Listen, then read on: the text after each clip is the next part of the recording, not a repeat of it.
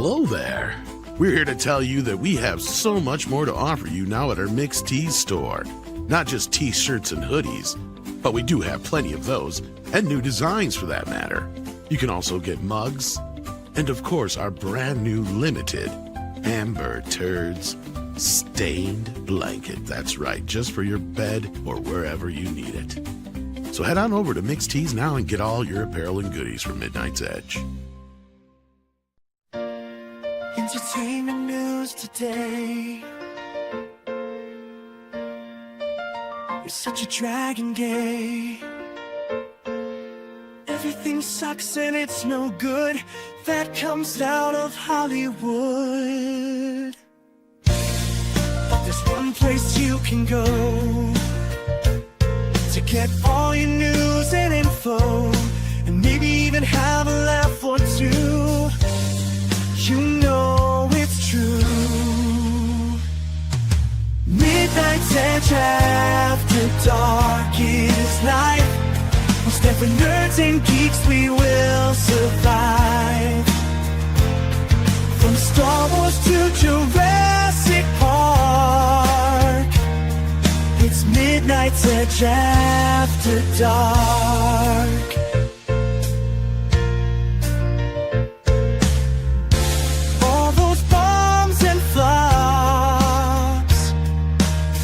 But MEAD never stops. We will keep going through the night as we keep up the culture fight. Midnight's Edge after dark is life. We stand for nerds and geeks, we will survive.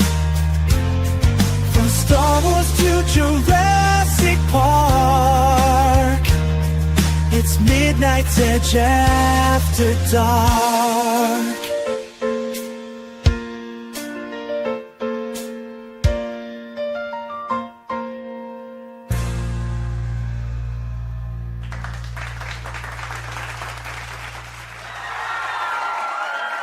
Welcome once again to Midnight's Edge After Dark, your favorite show on YouTube, whether you like it or not. Welcome to the program. We've got Nick Weiser here, all 32 flavors of him. How you tasting today? A little bit like honey. You're just being sweet today. You're not salty, huh? Yeah, I'm a bit on the honey side. I think I have some orange juice. I think I saw I had to make sure before I went to bed. I had to make sure I look under my bed just to make sure Jason Statham wasn't hiding there. I'm not under your bed, I promise.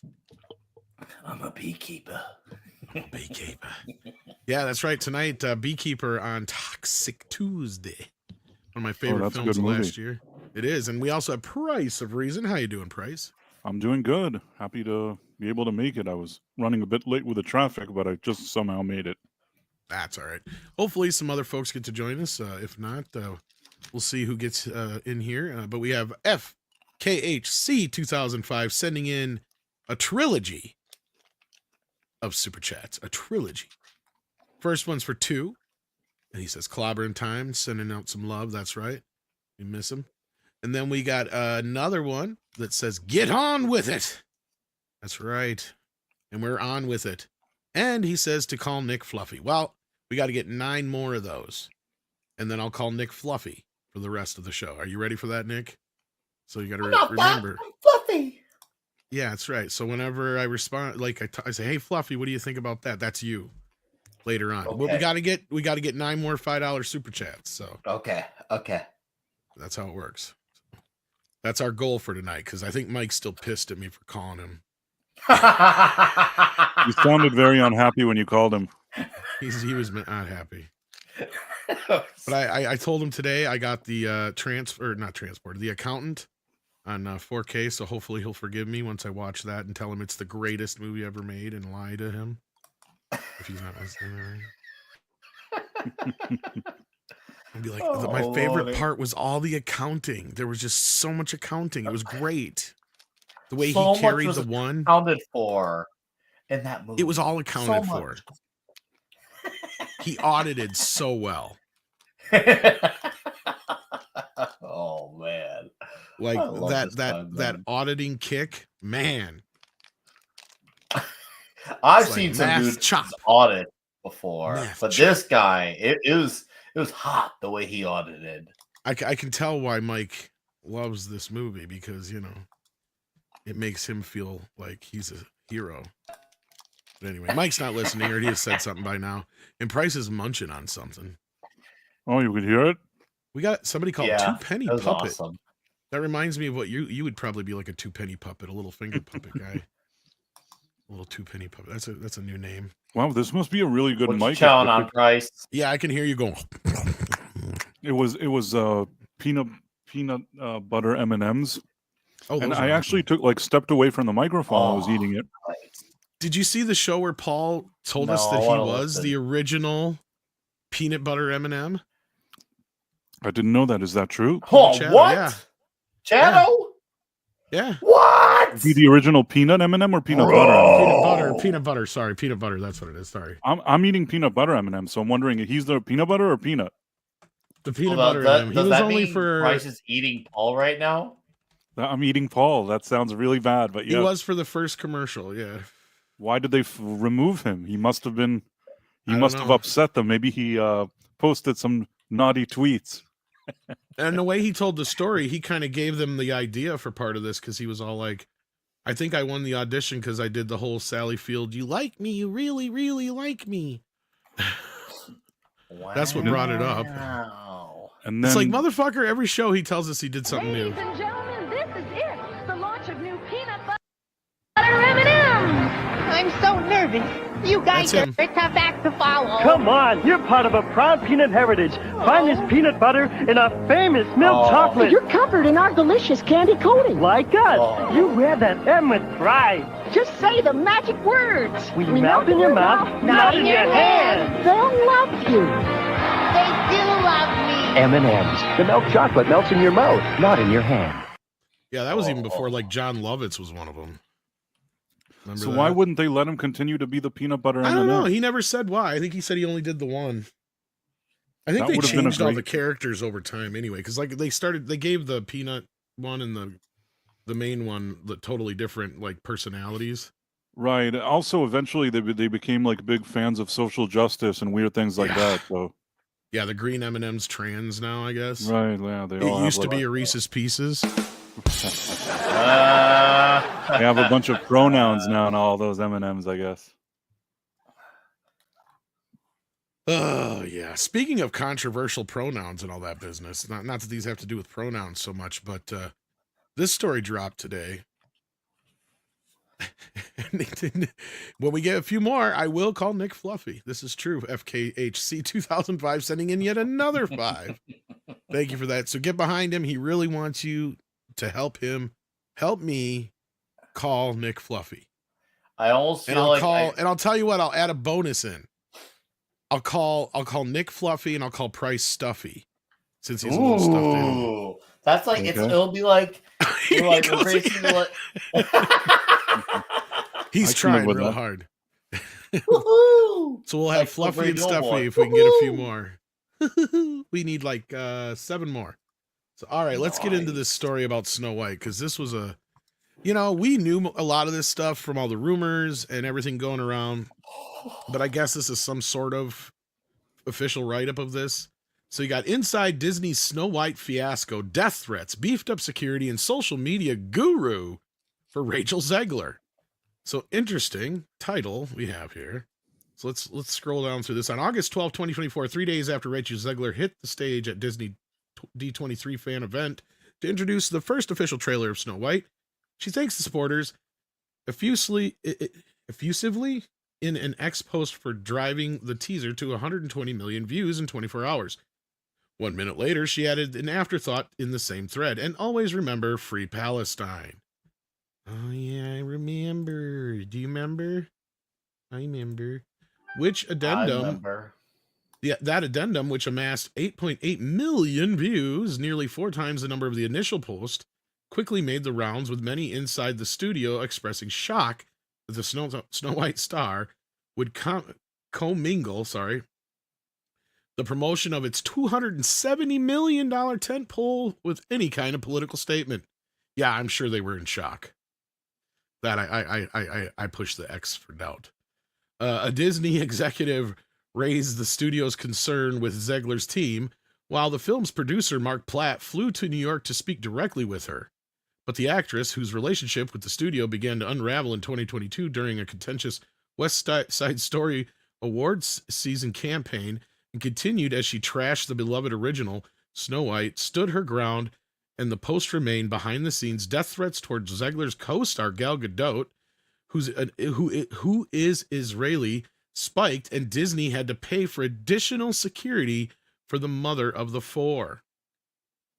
So I wonder where they got this from. I have some theories of what's going on here. I've said Okay, this one before. insider is what they got here. Okay. Go Yes, ahead. yes. Let me tell you what I think is really going on here. What happens is in these type of situations, and even though I wasn't involved ever in a Snow White style expensive production, but I've seen something before when executives have to quickly explain why there's a failure. They really want a good story to go along with that failure. We've seen it for years, and Variety from day one has really been helping peddle whatever narrative that Disney PR are pushing. And I said this even before it's released, that the thing is going to bomb, and immediately they're going to focus, first of all, on the Middle East conflict. You know, as if, oh, some people supported her, some people supported her. It's a divisive issue. It's a hot button issue. You know, they're going to go for that. And once they sit with investors, they'll be like, well, the movie would have done better if not for the Middle East war. And which to me is nonsense. Zegler already ruined this movie along with Disney and their crappy, reimagining of it. That's what really ruined it. But they're really going to focus on this Middle Eastern stuff. With all of that being said, I do believe that they had a major headache after she tweeted that thing. And I think that Gal Gadot, who usually isn't even very political and doesn't say anything, I feel like this thing really bothered her.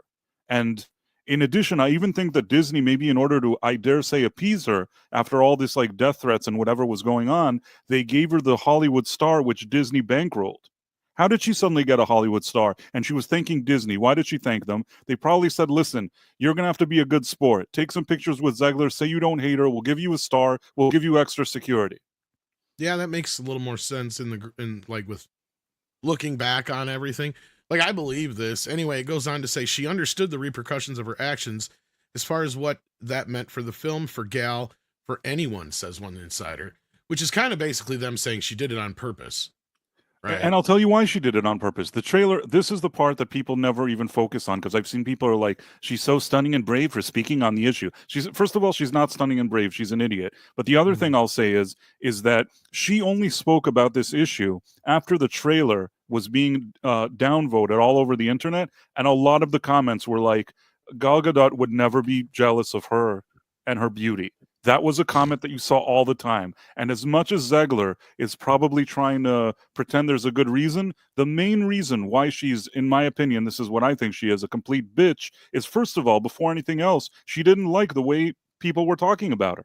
You know what I'm saying? She didn't like hearing that Gal Gadot was more pretty and all that stuff. She found something she could take her right, down because that's what you do when you're sort of yeah. You're absolutely right. That's what you do when you're an insecure, and I'm sorry, this is what I think of her, bitch. That's what you do. You look for some kind of catty thing that you can latch onto. Never really made a big deal about all this kind of Palestine before. Suddenly, this is like her. She adds it to the tweet with the movie. You know what I mean? That feels like very much like a middle finger, and even people well, were it was kind of like the first time. Okay, then the second and third time she did these little, like, what would you call them? Like, it's like throwing shade, but not exactly. Passive aggressive. Passive aggressive. Thank you. Like these little passive aggressive messages that were getting a little bit more aggressive each time. To like before you could go, well, maybe it was just kind of coincidental. Second time you're like, not such a coincidence anymore. Third, fourth time, now you're going, okay, she's clearly doing this shit on purpose. You're right, and I there agree was with you something that 100%. she's like, yeah. she said, she's only a beauty pageant or something like that. She like a beauty pageant contestants or whatever it is, that she was sort of kind of trying to diminish her as an actress. Now, I understand. I'm not saying that like Gal Gadot is the best actress in the world, and you could certainly make that argument. But I'm just saying that considering that you're co-starring with a woman in a movie, this is highly irregular behavior. And in my opinion, all of it started just from jealousy, from pure unadulterated jealousy, bitterness, and passive aggressiveness. And I don't believe, because She did all an interview where she called her just like a I didn't see this one. What are you talking about here? Rachel did this? Yeah, she said something like that she's just a beauty pageant contestant. She did it in a clever way, but it's clear that any time that she can, Wow, if I there's didn't any catch kind that of one. shade, passive-aggressive shade she could throw at Gal Gadot, she does. The bottom line is, I mean, she could have said to people, I can sing and I'm a better actress, if she really wanted to say that. And maybe some people would agree with that, even though I personally don't like seeing on screen at all. But she went for, like, what's she going for? She's upset because Gal is prettier than her? This sounds really petty and annoying. Yeah. Fluffy, you got anything to say about this before I go on? You know, Rachel the bitch Zegler, I blame Disney overall for this. They let her get away with this at first. Like, don't get me wrong, she is a Cuntosaurus Rex, but her precedent was set back in what, 2022, when she got casted for this role, when they let her run loose like this, when I guess you could argue it was peak woke, and they encouraged it and they amplified it and they let her double down on it, and it's clear that they learned nothing from it. And you think, especially after they pushed it back in a whole entire year, that would have been their cue to, okay, we cannot fuck this up anymore. And instead, since they did shut her up back then, well, it was clear that you still need to keep her contained with these comments. And well, this is what they get. It goes to show you, yeah, you can keep on pushing your movie back, but as long as you have her acting like this, well, this is what's gonna basically, you're just kicking the can down the road to the inevitable when this shit bombs. And this was an atom bomb of a job. I had low expectations of how low it's gonna go, and this shit got even lower than I was expecting. I couldn't believe how low it was. But you know what? I don't feel any sympathy for Zegler or the higher ups in Disney. Maybe at best I could say the only people I have any sympathy for are the dwarves, who actually didn't get work because of Peter Dinklage, as well as the people who maybe gave half a shit. Granted, this movie never needed to be made, but who tried to at least put some effort into getting this thing made. But this is what happens when you let someone take over the front seat and do this. Rachel Zegler is the type of person who you could tell, oh, hey, here's how you put a fire, throw more gas on it, and she'll believe it because she is so that up her own ass about shit. Yeah, and the Dinklage thing, like, you're right, like that's enough of a problem, and then you add all this bullshit in with it. And I mean, I didn't know that fucking Gal Gadot had to get security, like extra security, because of death threats. I mean, Jesus Christ. Anyhow, moving on here, it says 3 months later, following the presidential election, Zegler posted, "Fuck Donald Trump," and made Donald Trump supporters never know peace. She also said, "If you got a problem with that, unfollow me." I remember that too. On Instagram, Disney had enough, given that the star was signaling that to half of the potential audience of an already troubled film plagued by costly reshoots to stay home. Again, this also feels a lot like Disney trying to mop up a mess, saying, this was all Rachel Zegler. They are throwing her under the bus. They are throwing her under the bus so fucking hard here. Exactly. There's two things that are going on. One, they have the Middle East conflict that they're going to bring it up to investors and call it a force majeure that they couldn't have anticipated when they invested all this money. That's one. Two, Rachel Zegler is going under the bus. Those are their two main things. To what it looks like to me, they're not aiming for Gal Gadot. It seems like they're actually trying to present her in a more positive light, not like Zegler, and they've gone all in on throwing Zegler under the bus. If there's one thing I'm annoyed by all of this, is I hate that an election, it almost feels like an election kind of like dictated what was going to happen to Zegler as far as keeping her mouth shut. Now, I hate that. Like, yeah, anyone who knows me knows who I voted for. But there's one thing that I'm annoyed about from the outcome, is that because so-and-so won, now we have to shut up. Either you let people, once again, this is that whole, either let everyone speak or let no one speak on these type of things. This whole bullshit of, well, because we didn't get our way and we look bad now. Now we have to shut up.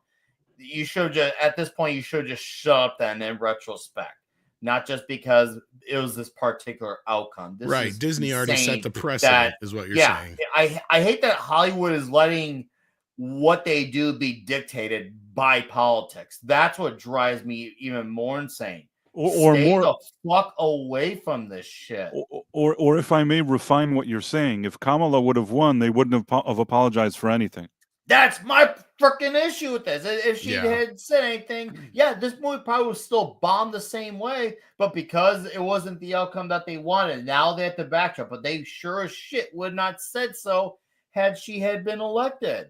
But they're doing it just because of a particular outcome. Stop making Hollywood decide how to operate its engine by what goes on in the freaking White House. Focus on yourself. Your audience puts asses in seats. Not even politicians do that. And that's saying a lot, considering politicians are capable of a whole lot of shit with their money. But it seems that this is not one of them.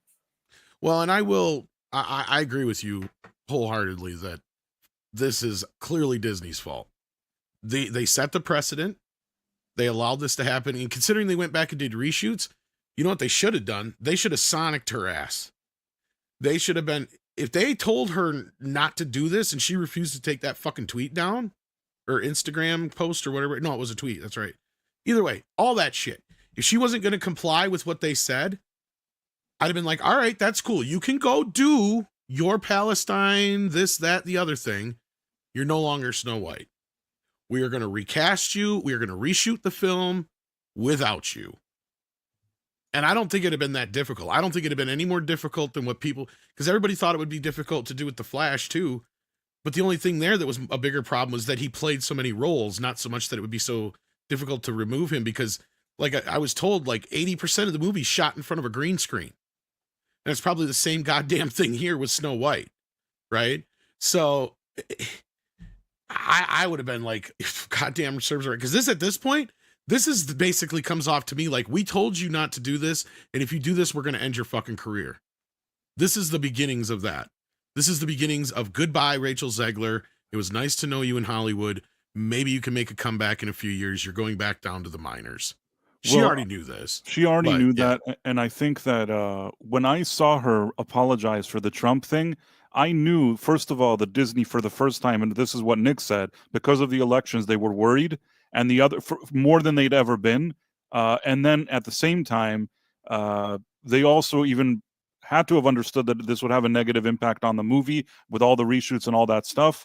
And at this point, I feel like they probably internally said, we just got to get through this movie and she'll never work again. Like what you said. Yep. Like they probably humored her. They didn't tell her you'll never work again. They said, if you don't do this, you'll never work again. But internally they said, this woman will never work again. Yeah. And to You finish know what up I this mean? paragraph, they said here, on Instagram, Disney had had enough, given that the star was signaling to have the potential. We said that already. Of an audience of an already troubled film plagued by costly reshoots to stay home. Platt made the case again to Zegler. After a back and forth, she began working with social media guru paid for by Disney to vet any posts before the film's Guru. You know, Guru, all the Guru needs to be, it's like a guy that's not an idiot. It's like, hey, I want to write like, fuck Trump and I love Palestine. Is that good? No, Rachel, that's not good. You shouldn't do that. Well, you're the guru. You know what I mean? Like, you need a fucking guru. You know who's a guru? Paulie. That's right. God damn it. I want to hear what he Hey, has Paulie. to say on this. If anyone's going to have something that I know will hopefully be closer to the inside of all this shit, hopefully Paulie's got some answers. I want to Anyway, hear I'm what going you to have finish to this say, because sir. Okay. Disney declined to comment and Zegler did not respond to her request to comment. So that's a resounding. Basically, nobody's denying any of this shit, if that makes sense. So I don't know if you're up to speed with this, Paulie. I don't know if you've been listening or okay. So I've been up to speed and I've been ahead of it for years. well, we're talking to Fluffy and Stuffy here about this, and Shit, man. Fluffy and stuff. Yeah, hey, they paid for it. I'm doing my job. Jonas, you have a link. I sent you this link. The link to the show, I mean. Anyway, let's see. It goes past the talking about the dismal opening. Cost Yeah, we don't care about all that. We already know all that. Okay, this Disney Ziegler standoffs underscore the challenge Hollywood studios face as they attempt to rein in stars who court controversy on social media. This is a funny part too, because this is them kind of like rewriting their own history, where they're trying to pretend that they didn't start a lot of this shit or weren't behind a lot of this shit, right? And I'm sure, Paula, you can speak to that, to where, I mean, sure, a lot of these actors were told by the studios, yeah, get on this social justice train, 10 years ago, 8 years ago, 6 years ago. Still, Mhm. now they're trying to reverse course, though, right? Yeah. Yeah, man. What's incredible is that, and then this is not an excuse, right? But the fact that she's only 23, she's done a lot of damage for someone so young. And I pulled it up when I saw the news today in regards to the West Side Story, and I'm like, wait a minute, I talked about this 3 years ago, Yeah, and you sure did. Yeah. enough, and I reposted the video that I did from 3 years ago. 3 years ago, I said, Rachel, you should have not bothered anyone and stayed working, because if Yeah. you remember, when the Academy Awards happened for West Side Story 2021, 2022, everyone was nominated but her. She was in the UK filming. She basically did a hissy fit. Yes, I on remember so- this. She threw a fit because she wasn't invited. Right, but it's very passive aggressive, and I said that in the video. I I'm gonna get that remember video now, up right yep. now. I'll put the Yep. link up there.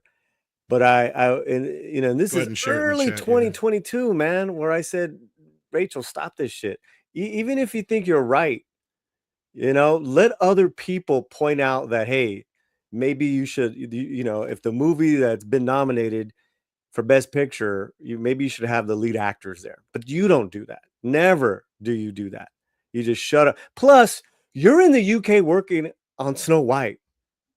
So what happened? Yeah, I remember you and I talking about this, because I said, Oh. yeah, what she should have said was, like, I remember saying, like, if I was her publicist, here's what you say. I would love to be there right now. Don't mention that you weren't fucking invited. Just say, I would love to be there right now, but Mhm. I'm off shooting Snow White. So that gives you a plus with Disney, because you're plugging Snow White. And just say, I'm just so happy that the movie is getting nominated and getting the attention that it deserves, and blah, blah, blah. Hopefully everybody wins. That's it. Say nothing more. I remember That's saying it. something along those lines or something like that at That's the time, it. because yeah, But what, at that time she was 19, maybe 20. yeah, Oof, good luck with that. because you were all So over the West Side Story thing. I remember that. yeah, I'm putting up the link now in the chat, guys. If you want to check out after, this is a 3-year-old video. Yeah. It's gotta be 3-year-old. surreal to have videos from that far back and then see it play out now in real time in current year. It's Yeah. gotta be a bit weird. Well, Yeah, it's Vorpal Bunny, this is basically what I'm saying. Yeah, just say you're proud of everybody. I'm with you in spirit. That kind of shit. Exactly. Polly is an even bigger guru than the guru they assigned to. Yeah. well, listen. Hey, listen, I've also said, last year I did a discussion where I said, dear Rachel, here are the 5 things that you need to do to save your career. That was over a year and a Honestly, half ago. I'm not kidding when Mm-hmm. I'm saying this. If there's people from the studios listening at all, if you want some people to help come in and help you with your image right now, you need to look to us. And I don't mean us specifically, but YouTubers and people that have been on No, top us of this shit for specifically, years. us Well, us specifically. specifically, I'll take the job if you offer it to us. But I mean, Paulie's somebody who's been on top of this shit. We've been on top of the shit. You've been on top of the shit. We've all been all over this shit. And we can tell you exactly what you need to say or how to say this to people to start getting the normies back on your fucking side. Because that's what you've done, is you've lost all the normies. It's not just Rachel Zegler, right? It's almost the whole of Hollywood. Well, here's And the thing too. At the very least, they're listening to us. So I hope so. listen right now. Oh, they got their people. Trust me, I know. Listen to us. Where you think about this, guys. She threw a hissy fit and got Snow White to stop production for at least 2 days. You know, Just so she could go to the Oscars. just so you yeah. can go from the UK to the West Coast, right? Think about that. That says a lot. And that was the first big embarrassing moment. That's not good. You don't do that. You work your ass off. You look at the other contemporaries right now that are do. You think Sweeney would do that? Powell would do that? Or Ortega would do No. I that? was just gonna say, look at this way. Let's flip the script a bit. Mhm. Let's take off this whole idea that it's a race issue off the table for a second. Let's cast Jenna Ortega as Snow White. I bet you the movie's a huge fucking hit right now. Wait, think hey you're right. Tom, I know I'm gonna sound like a fucking broken record, but I did a discussion. I interviewed the other woman who was up for the role of Snow White, right? A Mexican singing actress by the name of Renata Vaca. Which tells me they were going after Mexicans no matter what. They were or going for a woman of Hispanic. color. It was yeah, diversity first. Right. That you can't pin on Rachel. And I'm not saying anything against the actress. I'm No, just that's saying a that Disney just- issue, not a Right, Zegler right. issue. But what I'm saying is this woman it was between her and Zegler.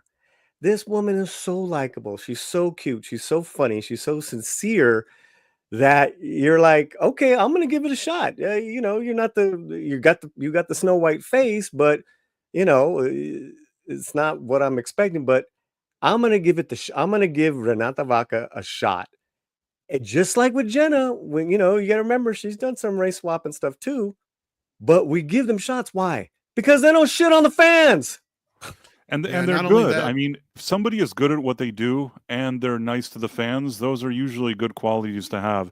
And another thing I'll say, a lot of times, this is going to sound really controversial, but this is what I think. A lot of times, women being hot really helps. And I'll give you an example. Jessica Alba in Fantastic Four. Yeah. Yeah. She didn't really exactly look like Sue Storm, but you know what? I've never heard a man complain about it. She walked around and everybody was like, yeah, she's Chris never Evans' been sister. known for her acting chops. Exactly. Yeah. She's a pretty shitty actress. Right. Christ. You could say so much about her portrayal in that. And until today, when you think of those movies, you think of her wearing that outfit and walking around and smiling. And that's Everybody one loves of the the reasons. scene where she's naked and she comes back and yeah. I know what you're going for, Price, and I agree to an extent. I mean, Jessica Alba was a pretty horrible actor. I even saw that last Netflix film. I couldn't get through it. But that being said, it was a big fucking streamer hit. That last film she did with her, she's like an ex-Marine assassin. Terrible film. Huge streamer hit. Why? Because she's hot. There's nothing wrong with that, Paulie. There's nothing wrong with an actress nothing wrong looking with good. In the case But of here, Jenna let me also Ortega- argue this, just so we can argue a little bit. Rachel Zegler is a very talented person. Some people do find her cute as hell. I'm just saying, not me. I'm just saying. Yeah, but even me as an ugly fucking chode, I gotta admit she's on her best day a fucking drunk 7 and maybe a fucking 5 tops. Okay, compared that being to Jenna said, Ortega. Yeah. Jenna Ortega is pretty. I mean, Yeah. you can't really compare the two. She's pretty and I think a better actress. But okay, listen, what I'm saying is point, that Paulie. none of that would matter if she was fucking nice. Yes, you're not talk shit. wrong. You're not wrong. That's all I'm saying. You make concessions when it's like, you know what, Jessica You know what, Alba- Paulie? I would jump the other way. Here's the thing: if you had a decent actress for Snow White that wasn't exactly maybe the prettiest, but was a decent actress, like you just said, and was charming, I'd be like, what the fuck are you doing casting Gal Gadot against her? First of all, Gal Gadot can't act anyway. She can't sing. She's So terrible. what the in the fuck are movie. you doing? Sure, she looks great in the role, but you She's also beautiful, put yeah. somebody up against her that looks too good, right? You put like a supermodel up against a movie star. But see, Like there's everyone in the chat is like, hell no, Polly. Rachel's nasty, ugly. I guarantee you, if Rachel was as cool as Jen Ortega, we would not be having this personality goes a long way. And conversation. Goes a proof is- long way. My proof is that a lot of people have come back around to liking Brie Larson.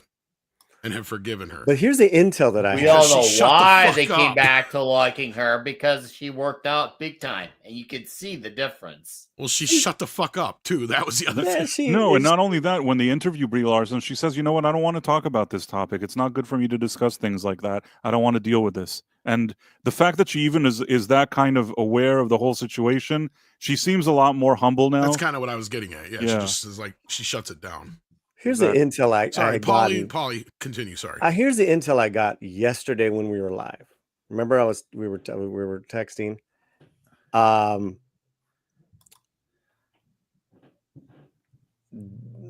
The people that were running this Snow White were so full of themselves that no matter what they did, yeah, Rachel, yeah, this or that, everyone was still gonna come because it's Snow White.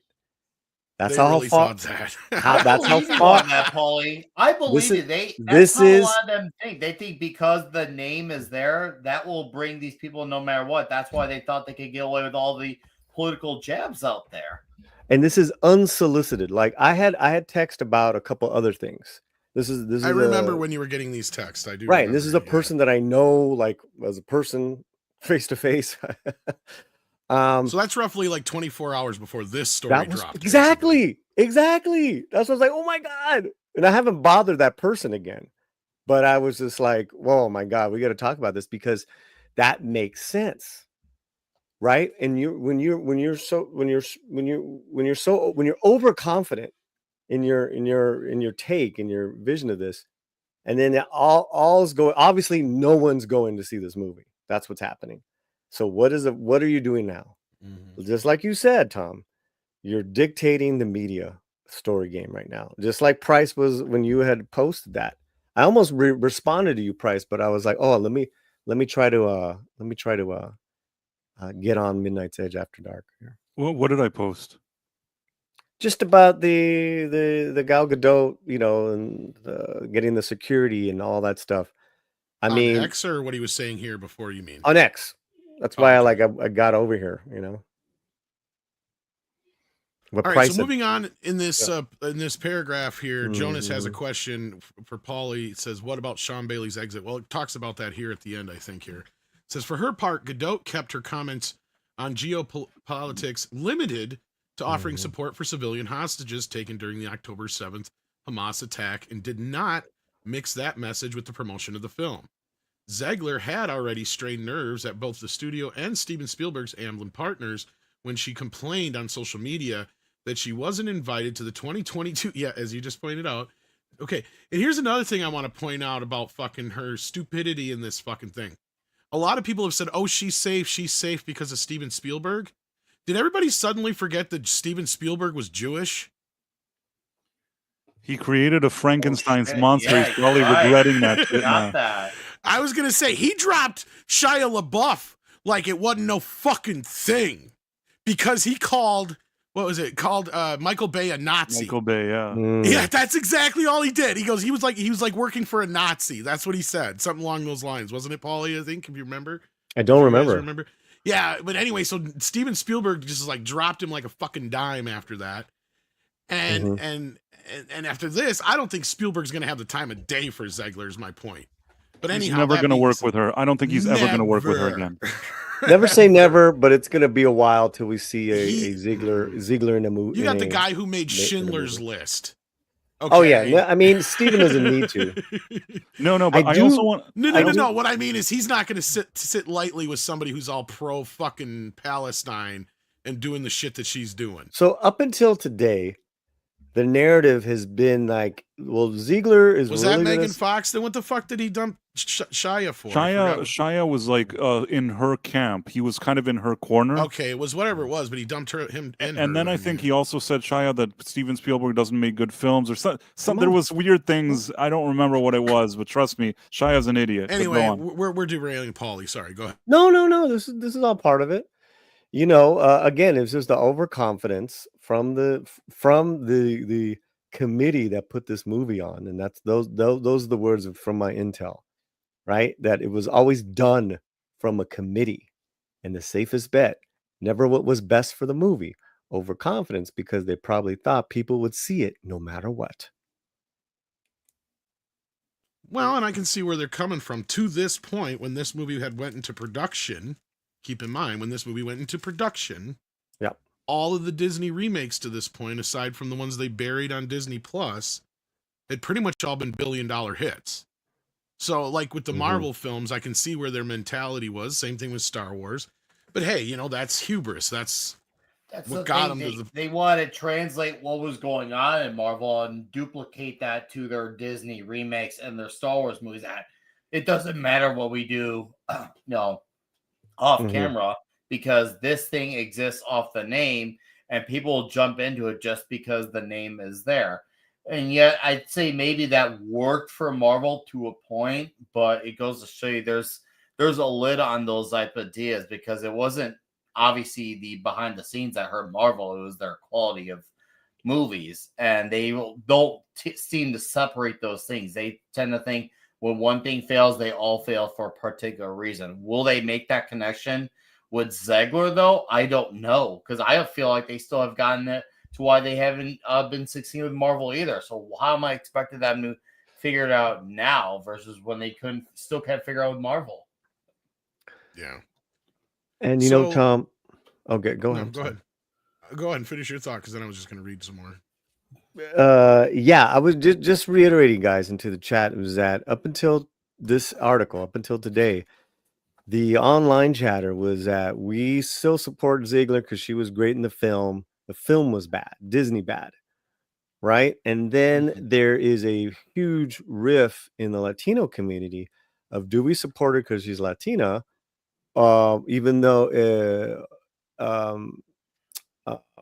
but we don't want to see this film because there's a huge anti-Israel wave going on in the young Latino community. I mean, and I'm not just talking one or two. I'm talking so many comments against Gal Gadot, and I was like, I was like, what? And I had to take a moment and just really read them all and see what's going on. And okay, that's someone correct me if I'm wrong, because if I remember from the breakdown I read the other day, the Latin community was the #1 community to show up for this movie. Yeah, 30%. Yep. And then the second one was conservatives, and then the left was the rest. But yeah, because it 68% female. The demographics were Caucasian, and then 30% Latino. Why does that matter? Well, the Latino U.S. population is only 19%. So whenever you over-index, they turn out big for movies. They turn Over-index, out big yes. for movies. Even with that population in mind, they turn out big, and they turn out big consistently. Yeah, as Paulie and I have talked about several times, actually. And again, chat, I'm not saying that,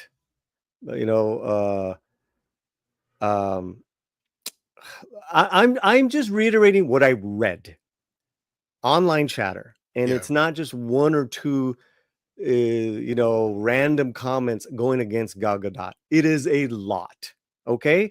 And granted, it's from the Latinx corner and Johnny Legs and all that, but those people are there, and they're like, let's go see this movie 10 times because they're hating on Zegler. They're hating on Zegler for being Latin. Obviously they didn't go 10 times. Well, or say the demographic breakdown showed that the people who would normally support her didn't show up to support her. Right. That's my whole point I was making. You information, guys, in the chat. Just want to make it clear. No, yeah, you're totally on.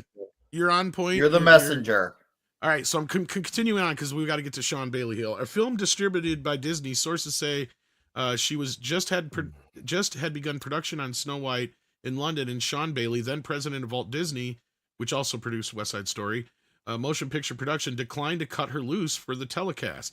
After Zegler aired her grievances in public, the Academy provided her with a ticket, even though she wasn't nominated. So basically what it sounds like here is they probably would have invited her, but Sean Bailey's like, no, I'm not going to let her out, so don't even bother inviting her, is probably what happened, is my guess. And then... well, it's not a guess. It's like, you know what? We're in production. We can't...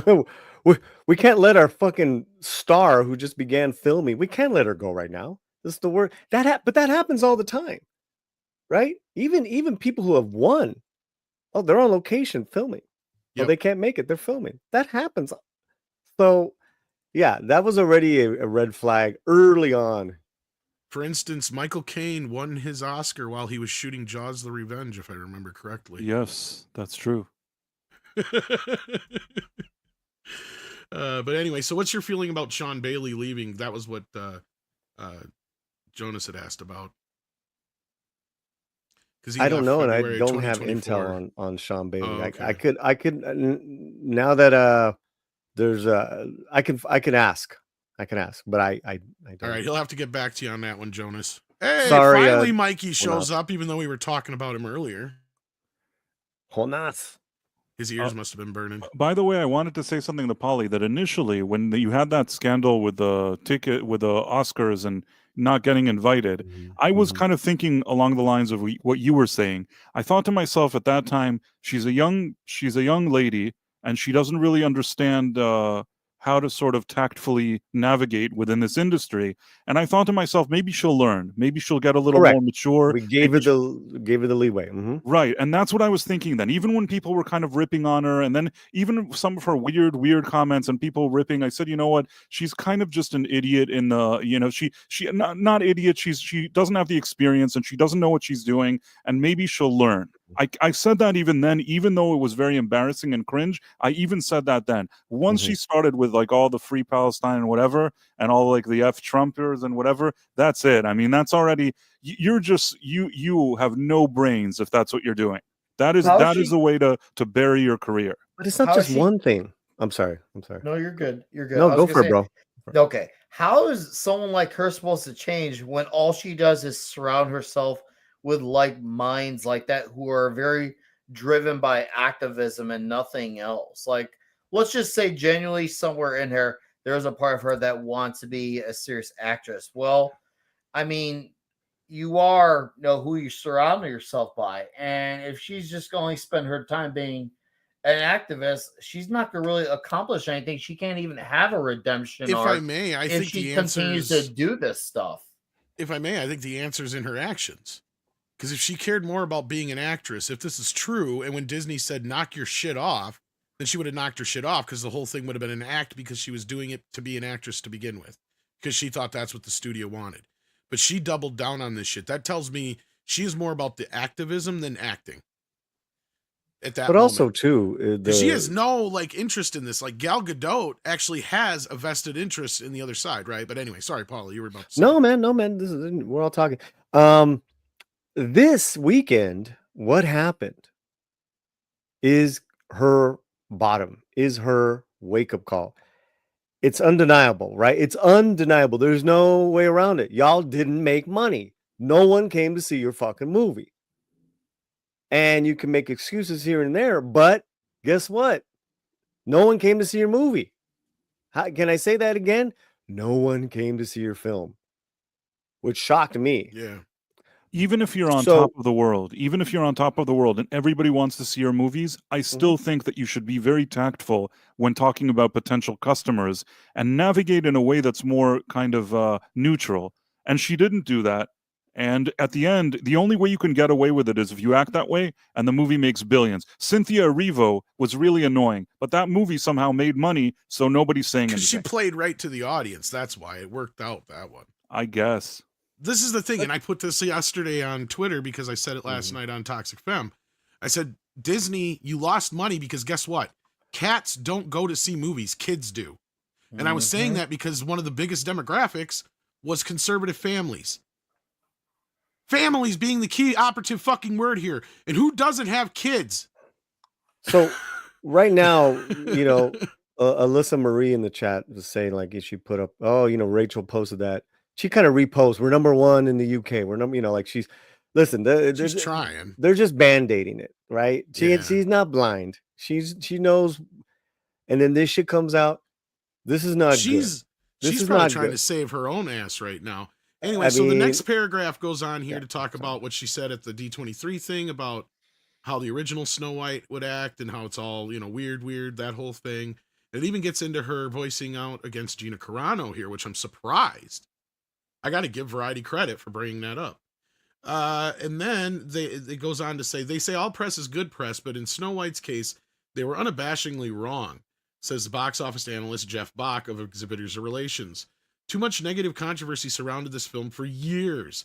It didn't help that the reviews were subpar, likely rendering this latest live-action adventure to a D+ for many potential ticket buyers, a possible saving grace, a feeble marketplace where Snow White could stay a while, as many family films have, despite the lackluster debut. Yeah, if you're saying that you think it's going to have a life after this, you're sadly mistaken. That's a cope right there. If you have to say, "Oh, well, maybe there's a chance at deep play," you are coping and in denial. I don't know if that's exactly what he's saying, but he says a possible saving grace of feeble yeah, that's basically what he's saying. You're right. So never mind. Yeah, that is what he's saying. Yeah.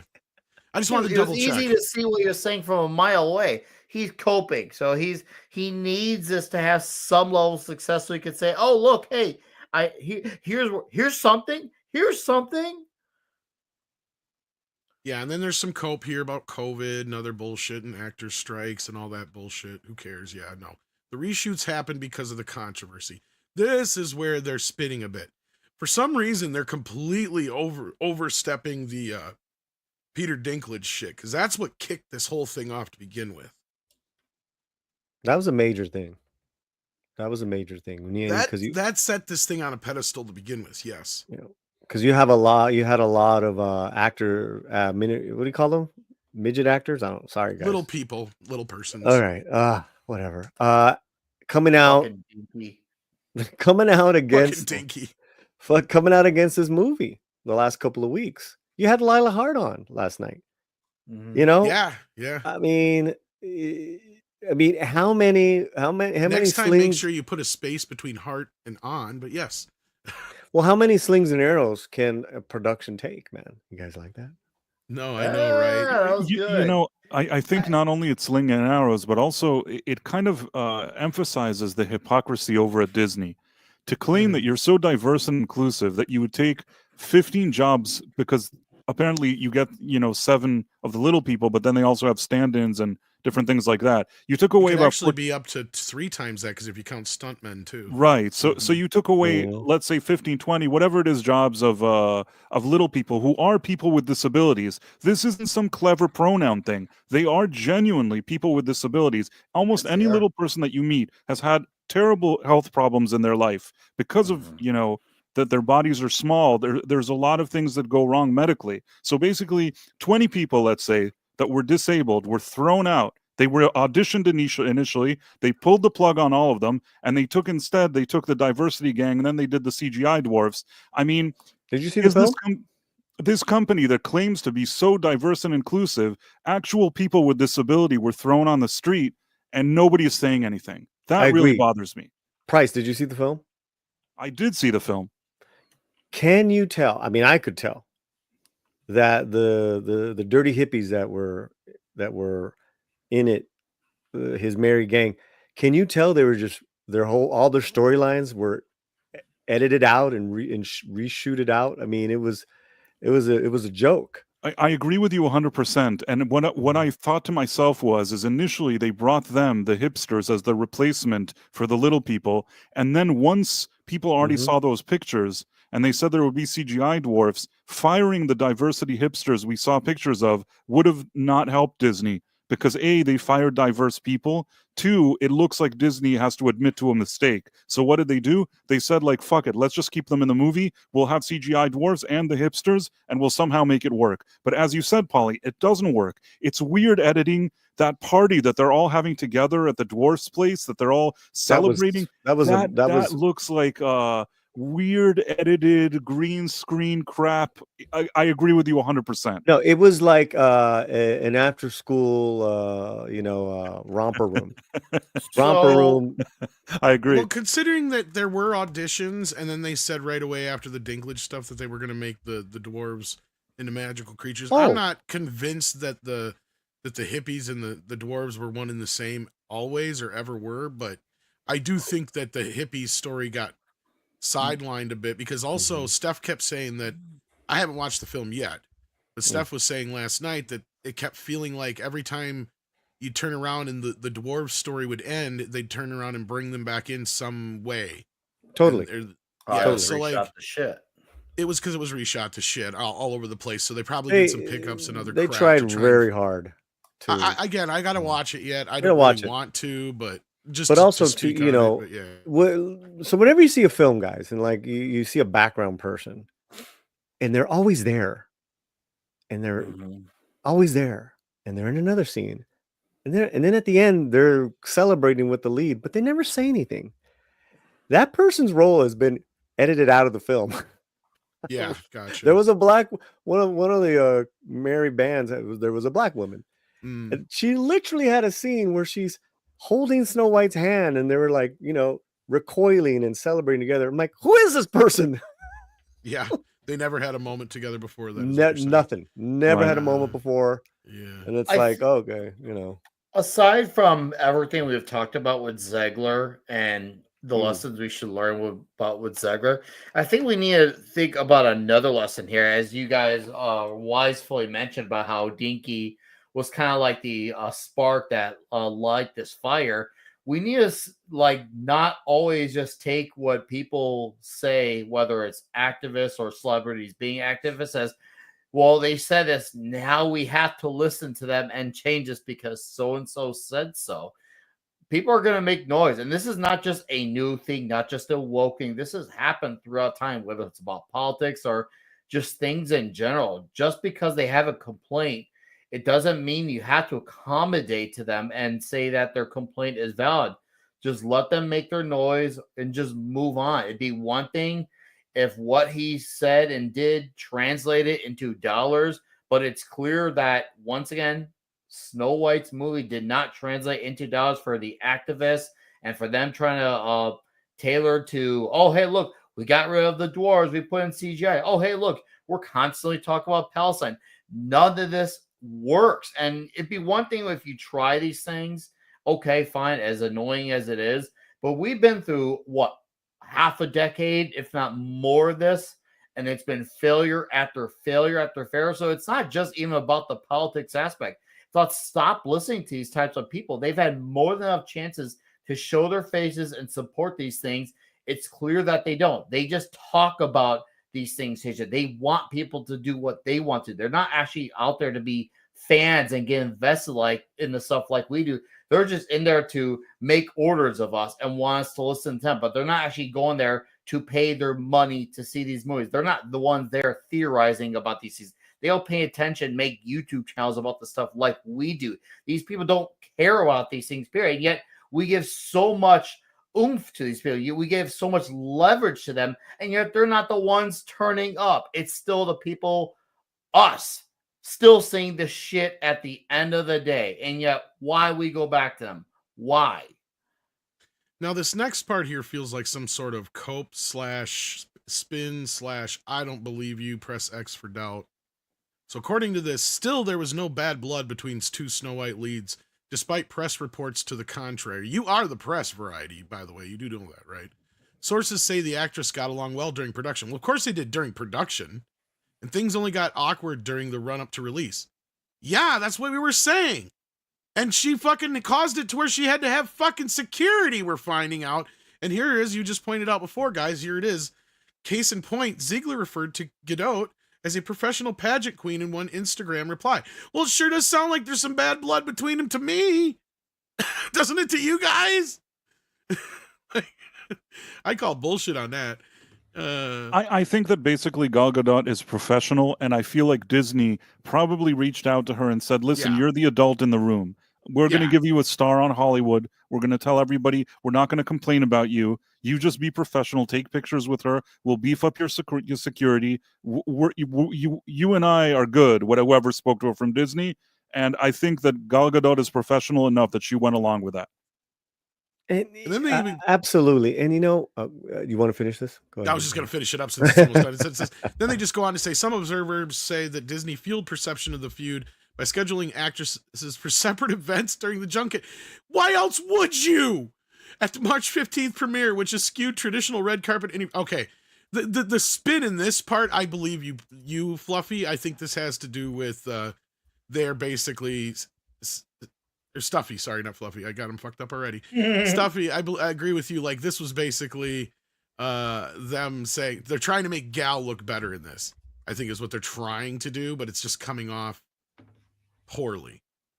I think they If should I have were just left this alone. if I were Gal, I probably would regret ever being involved in this movie and would prefer nobody mentions me and any connection to it ever again. And that's beyond the fact I know people laugh at her performance.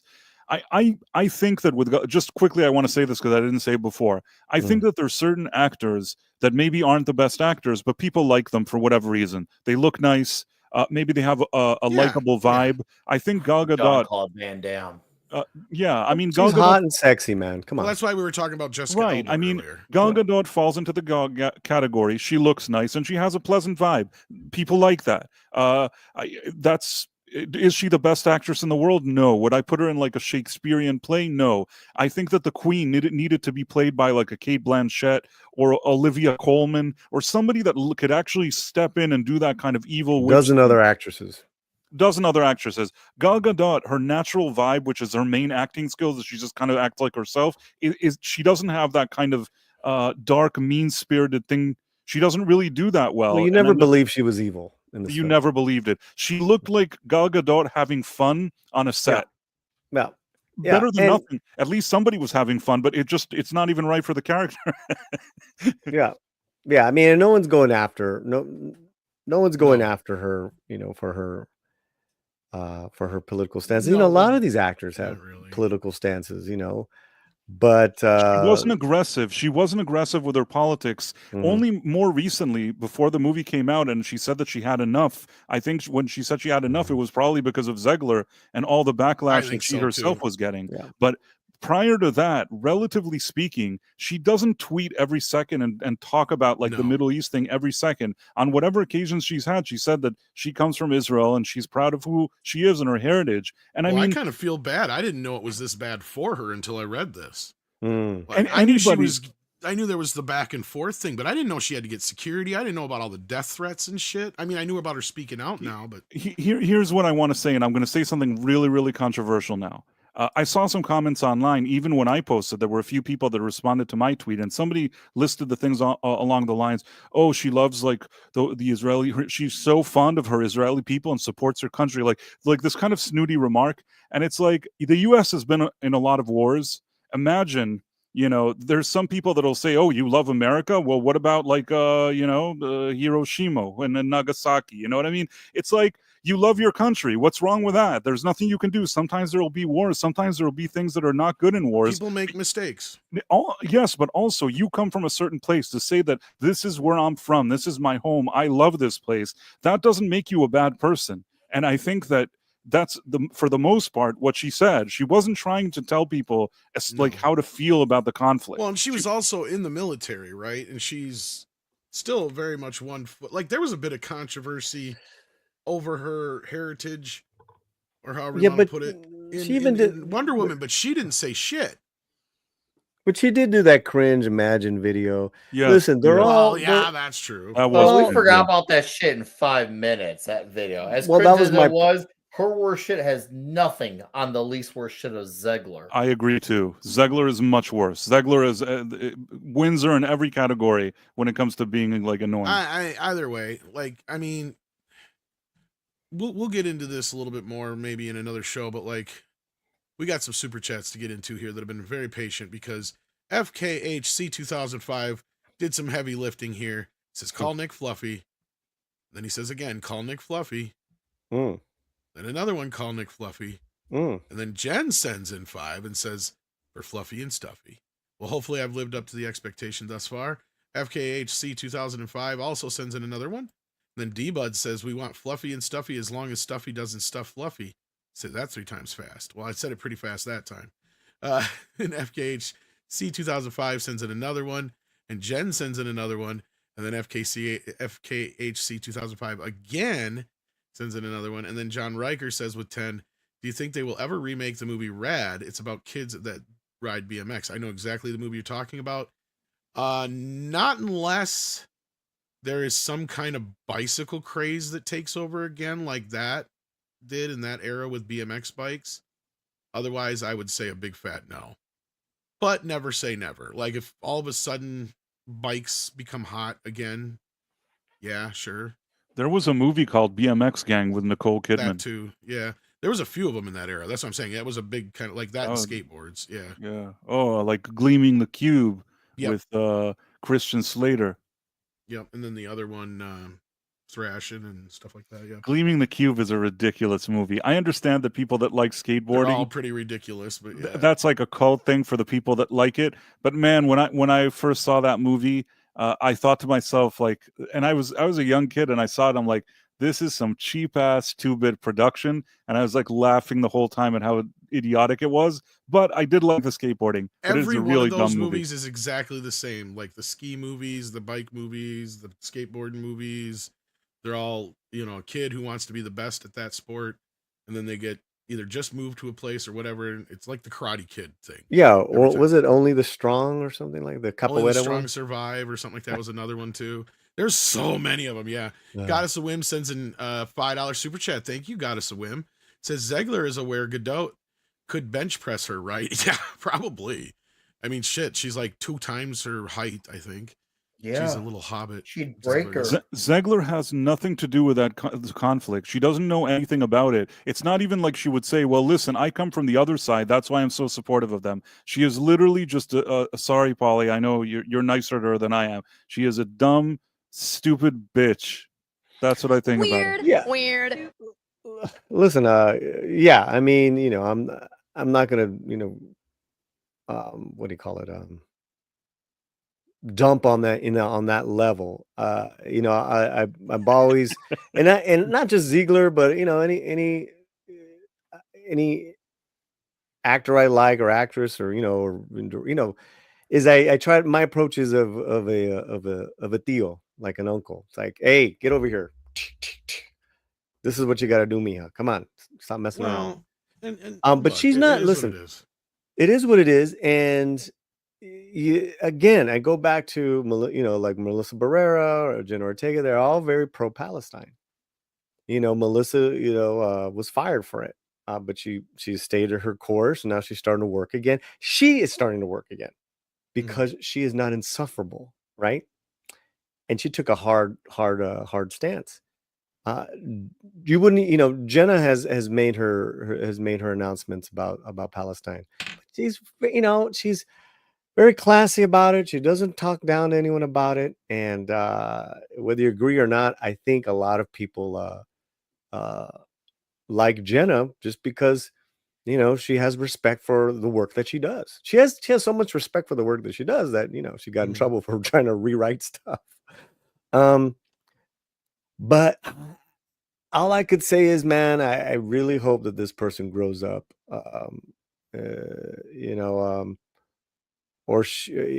This is bad. This article is really bad for I had never thought I would say that. She's not going to be. She'll be working. Like, no, this was a bit of a bomb. This was a bit. I agree with you because I didn't expect this. I didn't expect her to get thrown under the bus this hard, this fast. ActionCom sends in 5 and says, "What about Gal Gadot? Because of Snow White, people are saying she's a bad actress and never should have been an A-lister. What do you think?" Well, she's not really an A-lister. I wouldn't even consider that now. She's well known.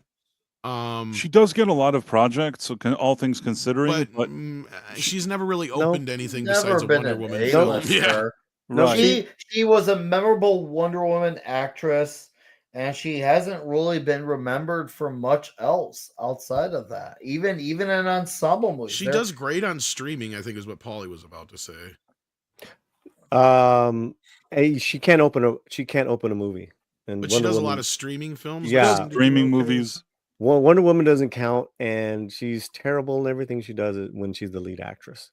But still, Netflix pays her money and makes those movies with her. Exactly. So she's not. She won't be the last. Absolutely, bro. This movie is not going to hurt her. Is my point. Right. I tend to agree. Not at all. Not at all. I guess I'll give you an example, and this is one that I always think of. People speak very highly of Keanu Reeves, and I genuinely like him. But if you ask me if that guy is like a versatile actor, I don't really think he is. If I was casting Gandalf, I wouldn't put like Keanu Reeves there. You know what I mean? I remind everybody how bad they came down on him for years for Dracula. I mean, he's not the most spectacular actor. The one thing I'll say about Keanu Reeves, he's very likable.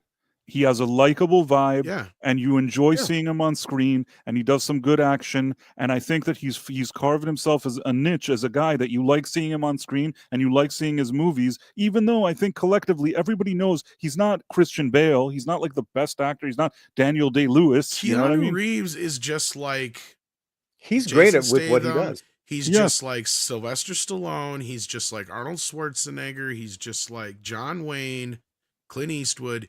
You know exactly what you're getting. And that's what he's selling. So But that's he's what still a works. better actor than Gal Gadot. You're probably right, Oh but yeah, I will, that's not my point. Okay, though. Like, okay. There's still you're no, not. I'm not arguing. I'm not arguing with you, Polly. But what I'm saying is that you can carve yourself out like a certain situation where you're just some person that people like seeing on screen, and everybody collectively understands. You know, and in the case of Gal Gadot, I assume she looks nice, she's pleasant, and maybe if there's streaming movies and like those kind of movies they had like Ryan Reynolds and Dwayne the Rock Johnson and her, people are like, fine, she's around there, like we don't care, Yeah. like it's fine. Oh no! And Joe- Listen. It's been proven that if you're likable and you're amenable and you're getting better at your craft, you'll continue to get to work. What's his name right now? He's on a comeback swing. What's his name? Hartnett. Is he? Hartnett was pretty bad when he first came onto the scene. Yes, I agree.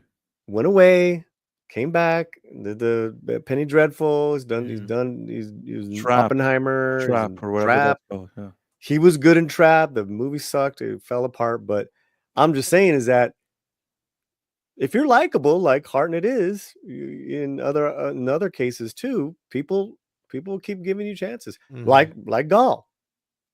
Mhm. You know, yeah. Jonas J. Campbell said this article is amazing. I agree. I imagine Andre might Yeah. have something to say about it too. And Hunter Dvorak and all the other people. Yeah, no, I'm not saying that certain of those actors that I mentioned weren't better actors than, say, Keanu Reeves. But that I doesn't think mean Stallone is separate. they I still wouldn't- know what their niche is my point. They have tried to go outside of their niche. Sometimes it's worked, sometimes it hasn't. Stallone takes a lot more chances than a lot of the other guys I mentioned. Oh God, yeah. Stalone's And a he writer actually too, can pull like it a off great too. writer. Yeah, and a Yes, director. but he knows his bread and butter, right? Okay, He I mean, knows we're that. nitpicking. Yeah. He knows that guys want to go see Rambo, Rocky, him be Sylvester Stallone in Cliffhanger, Daylight. You insert your favorite, Yeah. Demolition Man, whatever movie here. Tulsa King. Yeah, Tulsa King's. It's straight up Stallone. Yeah. You turn that on, it's Stallone being Stallone.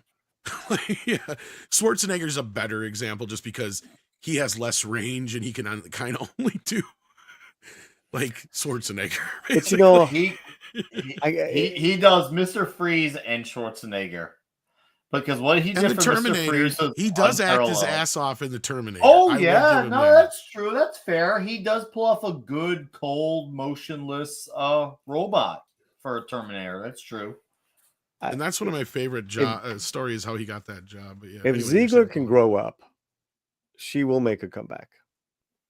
I think she will. I already predicted that. I just didn't expect she'd get thrown under the bus so quickly. No, I actually think that, I think that she'll be more on Broadway. I think it'll take a very long time before she gets to Another It'll be lead like movies. B-level. She'll never probably be a lead again. I That don't know was if my she'll ever prediction. be a Yeah. lead actress of a big production again. I don't know if she ever will. Here, I would normally say yes, but the fact that she can sing so well is all it would take is like another like type of Chicago cabaret movie that that they need a lead for. Yeah, but And she's so already let's say had she's 2 shots. let's say in a few years. I mean, doing Evita, it's like you can only do Lady Gaga and Arrivo so many times.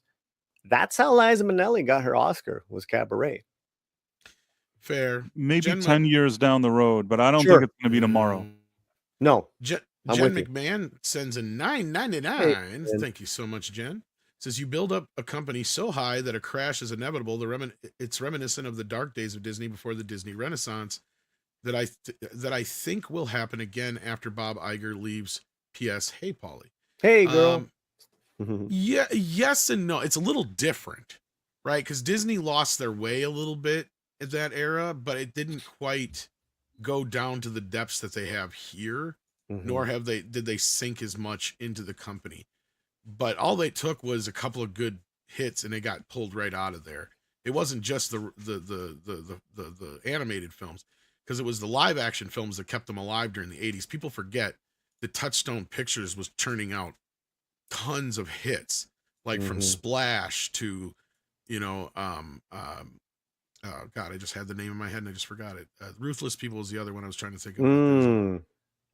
Three Men and a Baby was a huge one for him was too. huge. Huge. Did they own Birdcage? No, it's MGM, I think. God, that was so good.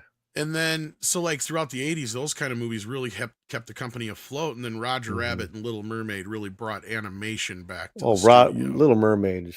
Yeah, Little Mermaid was kind of the moment where things, okay, now we're back on track. And all it took was one movie for that to happen, really. And I think a lot of what that was that the love of animation came back into the studio and all the animators they had to hire for Roger Rabbit. Because people forget how important that was of a stepping stone from them getting from the dark days of animation into the Renaissance. Because that was a complete renaissance of its own in animation. And how that movie was done and how it was made and all the animators that were involved with it. Like, you had so many generations of animators working on that movie. It was insane. They could never make that movie again now. Dark Saber Force says, let's not forget how quick they got rid of Roseanne and Gina. Well, Gina, yeah, that one bothered me. Roseanne is kind of a shitty situation. Because my understanding was she was under one strike and you're out clause with Bob Iger. So that was something between him and her. Really? Yeah. And this is in his book. Now, I don't agree with the situation that happened, but I guess she knew. So she probably should have been smart and just laying low and staying out of politics altogether. It goes both ways, right? You can't say it's okay for one and not okay for the other. So in this case, I got to say, look, Roseanne should have just stayed out of politics when she got her show back, regardless. If that's what she agreed to, then yes, I agree with you. Yes, that's my that's understanding. The case, I agree. Because people got to remember, her and Bob Iger have the history of, because he was there at ABC when she had the show back in the day. He was a big part of the reason they got the show back on the air. And I guess in his book, this is according to his words, and I'm sure it was in the contract, that she was under a one strike and you're out deal because of how controversial she had been in the past. Because you got to remember, he was there through all the bullshit Roseanne put him through. I want to make a note. I'm very curious, talking about deals and memos, of what kind of deal Zegler is under since the election. Just right? Probably Because whatever contract she had initially, and then I think, man, I think they put the legal smackdown on her, and I'll be really curious to see like how long that's for. Is it until like when it goes on streaming, then another 90 days, and afterwards you can say anything you want? I'm very curious because she is still behaving somewhat. Well, you know what I mean?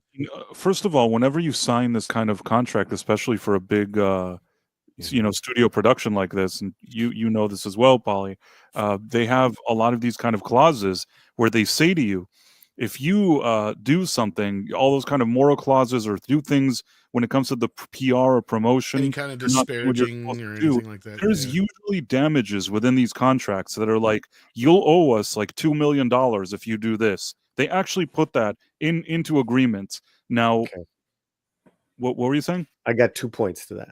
Right. So they actually initially, I feel like her behavior wasn't really hand in hand with the type of promotion that they're asking for. At best, she could claim it's a gray area because she's just tweeting her thoughts online. But I think that from the second with the fuck Trump and all that different things, they basically probably threatened her more than lawyers. One, they could say they'll sue her for damages, but more than anything, they probably told her you'll never work again if you don't fall into line now, which they still may never work with her again.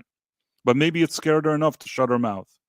I don't know. I don't think you're wrong. Going back though, okay? This whole thing with West Side Story, right? It was embarrassing for Spielberg and for Disney because she did it publicly. So now you have to let her go. You'll look like shit if you don't get her to the Oscars, right? She played them. She played them. She played that whole thing. Okay. Whether again, but the other thing we got to remember, guys, all that shit about her talking about modernizing this, modernizing that, that's from production. Gal Gadot also backed her up. That's what those were talking points that That's Disney true. wanted That her is to very say. true. So she was saying Yeah. she wasn't saying anything that they were not wanting her to say. That was not part of the Well, the production. article's pretty clear that this kicked off with her pro-Palestine comment, basically. Yeah. Although it does mention her other stuff, it does say that Disney's issues. I will give the article that credit. So you're probably right on that part. The in problem that sense. with her comments initially on the red carpet is that her just natural snooty behavior was not a good combination with those comments. Meaning she didn't even do it in a nice way. Her vibe comes off as so They condescending. loved her. They loved her for that. We didn't like it.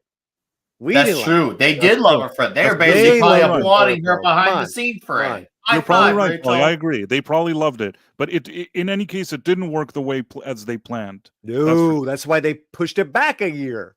Absolutely. They saw the dailies. They probably had a horrible rough cut of it, and they said, "We're fucked. We got to push this back." Nothing like the original. Yeah. Yeah, we got to push it back a year.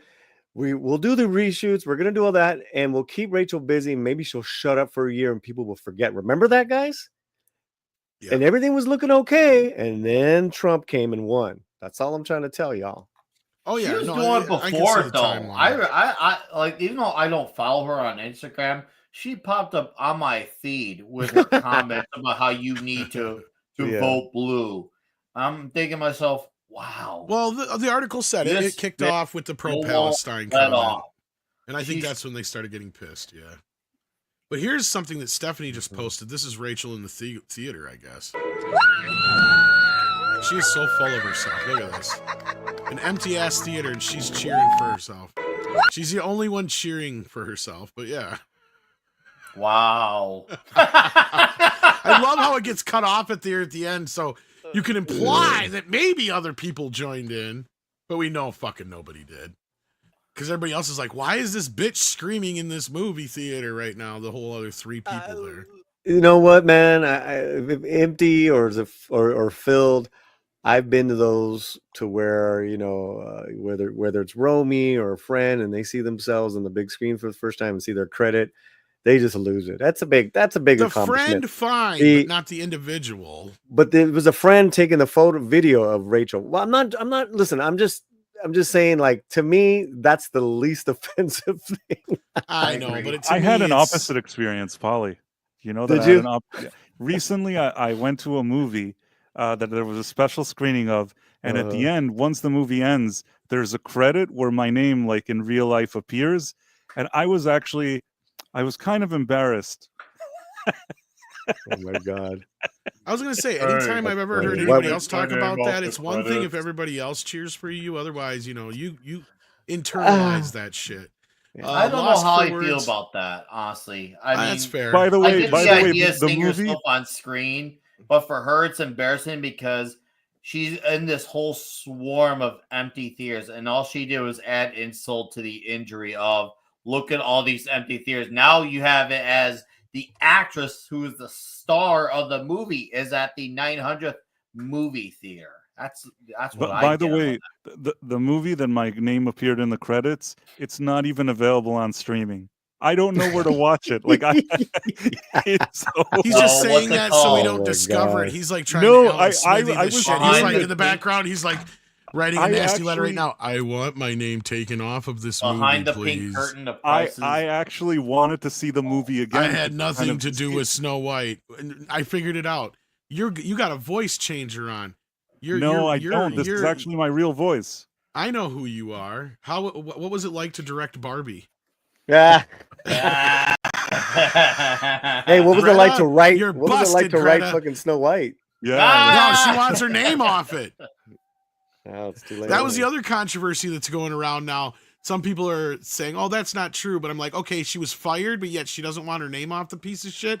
I know, I fucking would if I just had one of the biggest movies of the last couple of years, and my name was on this fucker. I'm wondering if you know what they might have. I'm not doubting that it was empty. I just doubt she would go purposely to an empty theater if they didn't buy it out for her for security purposes. I see where you're coming from. Fair that enough. could be fair possible. enough. I mean, Yeah. yeah, stranger shit has happened. But it looked so I like there don't- was other people like down the way there, but the rest of the theater was empty. I'm So just I don't saying, know. like I've been to I went to see the I Batman. get what where you're it was- saying, but is it she was just that famous producers. yet? Huh? Is she that famous yet, though? Rachel Zegler, to where they would actually buy out a whole theater just for her? There's another video of her I walking mean, around she could in pay the for her own wallet. If we're gonna be very fair here, she could probably pay for out of her own wallet. She probably there- has to too, because that movie tanked so bad. She probably actually did buy a room. Obviously, I can't prove that, but could I put it past her? No. basically before that video, because I looked at her Instagram earlier, I saw that video and another one. There's one that she's kind of buying popcorn, and it's as if it's a joke. The guy at the counter doesn't recognize her, although I'm not even sure it's a joke. I feel like maybe he really didn't recognize her, but I don't really know. I'm looking But at it right now. Yeah. There were a few people walking around there. I don't think that Disney like bought out the theater. I think that Zegler You think is it's a legit screening? Yeah, I don't think Yeah. she's that famous yet. No, and I think she didn't say anything. She didn't notify. Most of the people around there wouldn't even recognize her. And I've known actors and directors and stuff like that to just show up to screenings and stuff. Well, Will It's Smith happened did to that me before, remember? Yeah. It's happened. Will Smith did that for the last Bad Boys. Right. Well, And that it was was in like promotion, but it yeah, was like yeah. a 9 p.m. showing and it was packed. And it was at the same theater I went to the time before. Like I was at the Oh, 7 shit. p.m. I'm like, dang it. Oh man. But it was a complete opposite. It was a full house, leaving the theater, and he's walking out with this like that, and then he's like, "That was pretty good, right?" And someone went like, "Yeah, that was oh my god." Yeah. I know you. Now, to be fair here, and I'm not saying this as a diss towards Mhm. Rachel Zegler, she's not someone that she's that memorable as far as her like facial feature. I'm not saying that as like she's ugly or she's attractive. It's just she's not that memorable of a person. Yeah. Whereas Will Smith, you could see him from a mile away. I think Like, she she's genuinely good wanted to. at She is blending really in the little, crowd. too. She's good at blending in the crowd. Is she Right, she's one- very tiny. I Yeah. think she genuinely wanted to go in and be in a bigger screen, but there was nobody else there. I Jenna really just do. did that the other day too. Like I think she Yeah. just like walked in or out of a theater or some Yeah. building where like people didn't even recognize her. Lester It happens San all the Jose, time. the Skeptic Tanks, become a member. Thank you for that. Hey, And then Lost for Words also became a member. I don't know if I mentioned that already. And Flying Blind on a Rocket Cycle has been a member for 2 months and sends in a super chat saying for $10, as some idiot, me, posted on the Pro Show earlier, a federal judge has ordered the production of Morbius 2. Also, daylight savings time is known as morbid time. I can get behind this. Hold on. Which I have a one feeling- actually opened bigger, Morbius or this one? Oh, that's a Morbius. good question. I think Morbius No! did, actually. Morbius was huge. No way, Morbius. Morbius was huge, There dude. can't be. Morbius made money, dog. Oh shit, Morbius did a little less, but almost as good. 39 million. Oh, I thought it did like 100 million. What the hell? did I know? No, not But quite. what was I the thought it did budget for closer. Morbius? What did it end up making? Like though? 100 some. Oh god. It still won't lose as much money as Snow White will. No, fuck no. Definitely not. You know another thing I noticed. Oh, it that did like 167 million. the ro- Okay, so it did That's a lot. 39 million in 2022. So if you just had for inflation, they probably actually had a neck and neck opening weekend. That's a good point. That's a good point, Fluffy. Pilgrim Media says Hollywood has short bench for experience. Ah, Pilgrim Media says with $2, Paulie, we understand you need to back a Latina.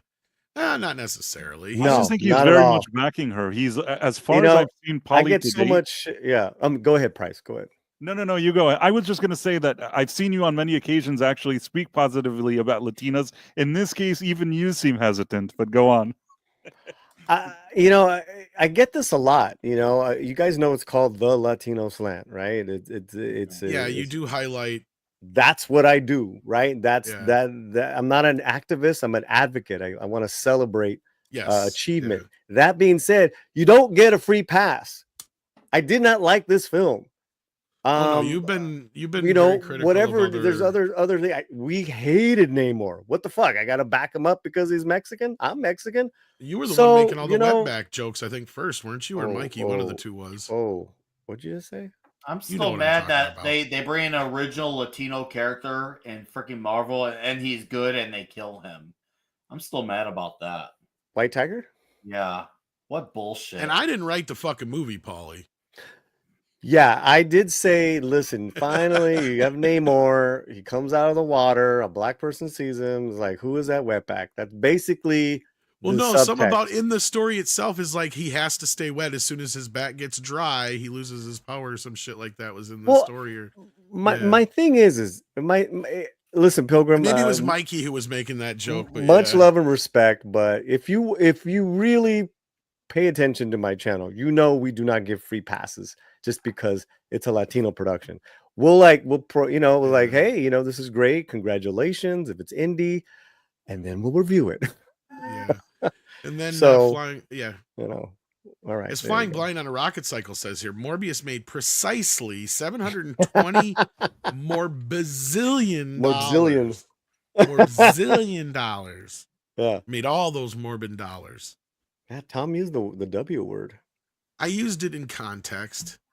It's all right. It's not like I called you a fag or anything. Oh my god. That's hilarious. Oh, let's get all worried about a couple words. Chill out. Just chill.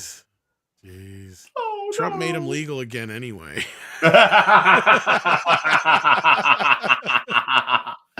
Oh. I loved that video. Pilgrim Media says, I stand corrected, sir. Hey, I want that $2. That's cool. I'll send you $2. Thanks, I'll Pilgrim. send you Much love. $2. Much love, I'll Pilgrim. send you the $2. But there was an example. Nah. I did not expect to spend this much time on this because we actually do have at least one more story I wanted to get to. Yeah. Let's cover it. That I thought you might find interesting as well. This one's for Mikey in the chat. This really kind of made me chuckle a little bit, and I'll tell you why here. Mm-hmm. Ben Affleck says, I lost interest in superhero movies and Batman skewed so old that my son was too scared to watch. Oh shit, we have a problem, he thought. Yeah, I noticed this too, Ben.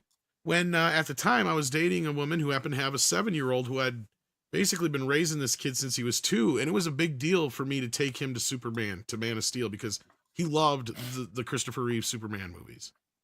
We'd watch them all the time. 10 minutes into the movie, we had to leave because he was crying his fucking eyes out because it was too dark and scary and freaky and loud, and he couldn't take it. It was too much for him to handle. I'm like, this is a fucking problem when you can't take a 7-year-old to a fucking Superman movie. I'm still kind of speechless the fact that you dated a woman. Shut the fuck up. Wait a minute, you just called me you just joked to call me a wetback a minute ago. I did not call you a wetback. I did not once. Listen, I'm having fun too, so shut the F up. I said it in referral to what's his face. You do not date women. You do not question my dating life, sir. Anyway, so the kid got scared, so we had to leave. And so it looks like Ben had the same problem with his kid here. He goes, there's a number of reasons why that was a really excruciating experience, he told GQ. And they don't all have to do with the simple dynamic of, say, being in a superhero movie or whatever. I'm not interested in doing that, going down that particular genre again, not because of the bad experience, just because I've lost interest in what was of interest about it to me. But I certainly wouldn't want to replicate an experience like that. A lot of it was misalignment of agendas, understanding, expectations, and also, by the way, I wasn't bringing anything particularly wonderful to that equation at the time either. I had my own feelings, significant failings in that process and at that time. So basically, he's saying too many cooks in the kitchen, and said it was an awful experience making Dawn of Justice and the Flash in the Justice League. Wow. So yeah. I mean, my failings as an actor you can watch in the various movies and judge, he continued. But more of my failings of in term why I say I had a bad experience, part of it is that what I was bringing to work every day was a lot of unhappiness. So I wasn't bringing a lot of positive energy to the equation. I didn't cause problems, but I came in, I did my job, and I went home. But you've got to do a little bit better than that. Well, what can you do with what you were given, Ben? Your Batman was just supposed to be dark and brooding. That's it. Yeah. Anyhow, he said while the actor had good moments on the set, liked creatively his approach to Batman as sort of an older, broken, damaged Bruce Wayne, a clash started to brew over his Dark Knight and the larger DC universe being too adult. What happened was we started to skew too old for a big part of the audience, Affleck said. Like, even my own son at the time was too scared to watch the movie. And so when I saw this and I was like, oh shit, we have a problem. Then I think that's when you had a filmmaker that wanted to continue down that road in the studio that wanted to recapture all the younger audience at cross purposes.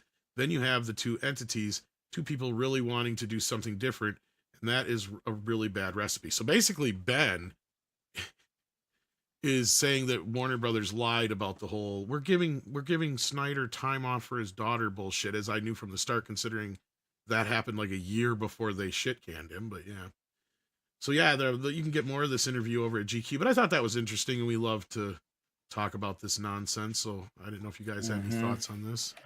It's just kind of weird that this DC universe, aka the Snyder universe, started with Batman being older. Once again, it goes to show you how there was a lack of planning on bringing Batman in. So anytime you see them saying, "Oh, we were planning on bringing Batman in the whole time," no, you weren't.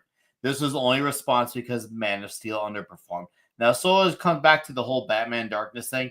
Obviously, I've heard and seen some of the quote-unquote counter responses to this, and it just goes to show you a lot of people don't really actually think about this shit, because just because Batman is dark doesn't mean that you don't have to completely abandon the audience of kids who go to see these movies with their parents. You can still tell a dark, intense story and have the kids. I mean, fuck, we had the Harry Potter franchise is darker than most movies are PG and PG-13, and yet those things went crazier as they gone on.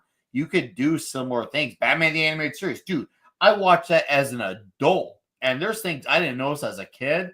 I'm like, holy crap, this is in kids' cartoon. This was intense stuff as a kid. And it may not be on the gory or violent side of things, but in terms of the tenseness of a lot of characters, it's in there. It's in there, and you can tell a lot and still have it so kids can watch it. So it doesn't mean that just because it's a darkness means you have to root out the kids. You can have that balance of the two. It's clear no one thinks about balance anymore when it comes to these things.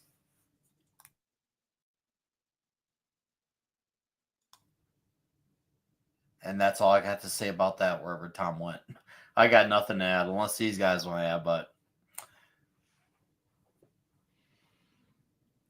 nope, nothing. We survived. I think something happened. I want to give a shout out. I want to give a shout out to the #1 chef in the U.S. of A. That would be Chef Boyardee. Now, I don't know if you guys like Italian food, but if you're ever in the mood for some pasta, I think. What the hell are you talking about? Just let him go. Just let him go. It don't get much better than beefaroni by Chef Boyardee. I'm with a stove full of that right now, and my kids fucking love it. Nick's gonna bring me over to Illinois. We got some. Ollie, that's my impression of Nick. Okay, let me do. Yeah, absolutely. How you guys doing? Nick Weiser here. Absolutely unbelievable. I gotta love. I didn't know Slayer. Nick Weiser was Sylvester Stallone. He's like a slurring Stallone. I have a Southern voice and a Stallone voice between you two guys. It's like diabolical. You know? Oh man. I like pizza. Zegler not talking about politics is like me not eating pizza. We can't go. It was kind of Sylvester De Niro. Sylvester De Niro. Dude, no one saw that guy's movie. I liked it.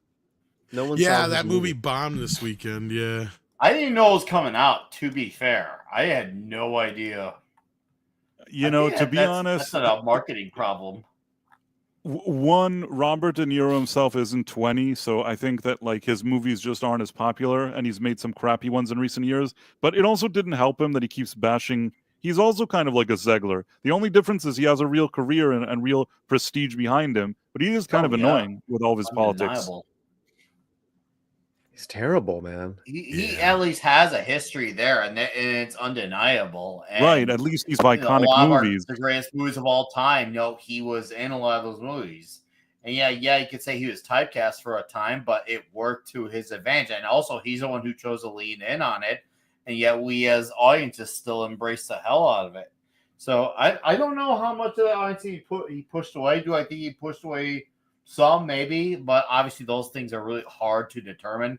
I think Rachel Zegler is probably the only celebrity that we have, I guess, is proof that someone can actually tank a movie. Because some it's hard to tell. But Zegler is probably one of the very few where I'd say you can even hear that conversation even amongst more normie audiences. Whereas De Niro, you kind of have to be on the end of like a Midnight's Edge circle to know about it.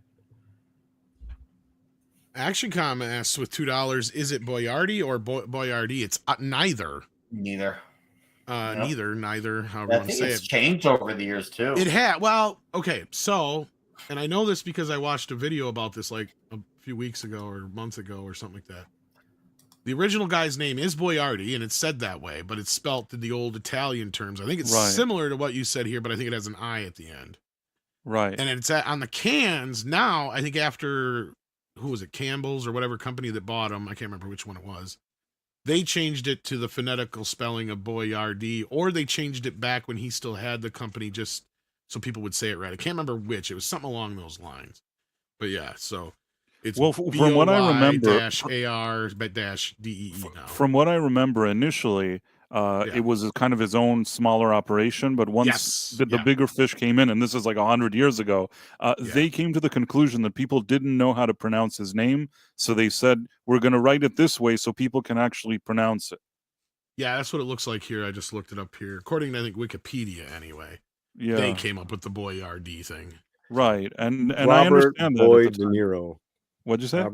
Robert Boyd De Niro. That's how I'm just playing around. You want some beefaroni? I'll give you some beefaroni. Hey, you want to start some of my strudel? Yeah. A little baked ziti. Can you milk a beefaroni? Pilgrim Media says, Nick, are you French Canadian with that accent? We're trying to figure it out. I think he's black. Wow. But with that, I think we're going to wrap this up because Nick's got a show coming up here quick, and Nick Price has got a show coming up here in a little bit. Polly's probably getting ready to wind down for the evening. I got dogs. You got dogs to deal with. I got Dags. This is Charlie. Dags. Charlie. Oh, that's Wiggy Charlie's. Poopy. That was a Snatch reference. Yeah, Dags. Yeah. Oh, dogs. Yeah, I like Dags. Dags. You know, Snatch is a good movie. That's probably Guy Ritchie's best movie. Great flick. So Paulie, anything coming up you want to plug? Yeah, I just want to I'll put the link in again where we did that it's a 3-year-old video, Cool. but it's like Yeah. Just to bragging rights. Nah, just like I'm saying, kidding. So But check yeah. that out and check out the Latino Slant. Price, what do you got coming up later? The Night Owl? There's the Night Owl at 11:45 p.m. Eastern, and that's with my friend Professor R2, and sometimes it has some other guests that are unexpected. And yeah, that's a kind of a cool late night show if you guys want to hang out. That's code for Price Stuffy might get his period. Oh, I see Professor R2 in the chat. I do. So, yeah. I was gonna say I was gonna ask you something about him after the show. So hang out just real quick if you can. Sure. And Nick of course has coming up here in just a little bit. The Baykeeper on Talks Tuesday. We got a hive to maintain, Tom, and it's gonna be a very homoerotically great time. And I gotta make sure I avenge Granny's death. You know how many people are anyways, pissed off by insinuating that he's gay because I've never seen him with a woman? Dude, he avenged Granny's death. That's all I care about. That's all that matters. And he did mac it with the dude in the transport. That shit was fucking hilarious. That's a fun movie, The Beekeeper. It is. David Ayer directed. It's a first of a now what seems to be a duo between the movies. But yeah, Toxic Tuesday, The Beekeeper, less than a half hour. I also did a sweet video last week. Top 5 Daredevil comics to read before after watching Born Again. I also have a review out later this week for A Working Man, the new Statham Ayer flick as well. You're going, huh? Yeah. Oh, dude, I'm saying it first night. I am reviewing that shite right away. I'm pumped for that one. So keep your eyes and ears out for that one. There's no way I'm not going to review a toxic masculinity movie. There's just no way Nick doesn't do that. And of course, I'll be here Thursday, and I'll be on Zach's channel tomorrow night to talk Daredevil Born Again after I talked about it on my channel as well. But yeah, thanks for having me. It's been good. All right. Wow. Take care of yourselves and each other, and we'll see you next time.